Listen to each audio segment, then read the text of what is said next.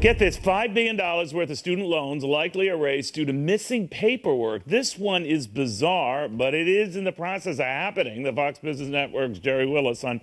First of all, tell me what happened here. That's right, Neil. Call it the ultimate get-out-of-jail-free card. Tens of thousands of people who took out private college loans to pay for school may not have to repay that money. The reason?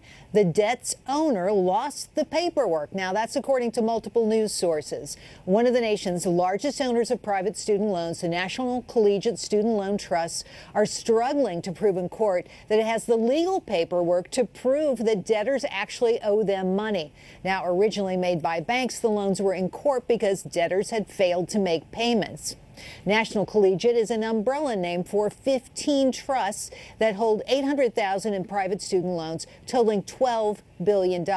More than $5 billion of that debt is in default. That's 160,000 loans the trusts go after people who can't make those payments in court. Now, judges have apparently already dismissed dozens of lawsuits in places like New Hampshire, Ohio, and Texas against former students, essentially wiping out their debt because the documentation proving who owns the loans, it's missing, MIA. So how can such records go missing? Well, it's a lot like what happened in the mortgage meltdown. Basically, student loan debt was turned into bonds, broken into small pieces that could be sold to investors in a process called securitization. Remember that one? The trusts regarded the investments are safer and believe they were easier to buy and manage rather than holding thousands of individual loans. In the process, though, ownership records were likely lost. So here we are, lots of big questions, not a lot of answers. Neil? But you know, Terry, that means other people are going to hear this. You mean you had all your loans wiped out just because the person behind them lost the records? I mean, that's like a storming of the gate kind of protest thing going on there.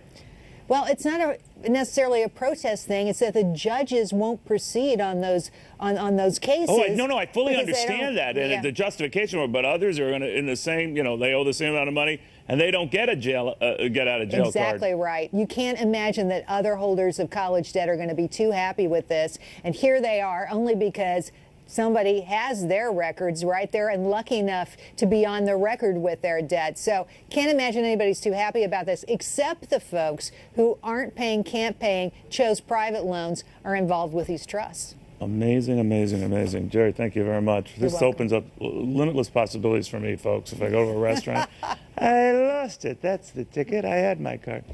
All right, in the meantime, when we come back here, news on tax cuts scored right here today. Why that could be a big issue for the markets tomorrow.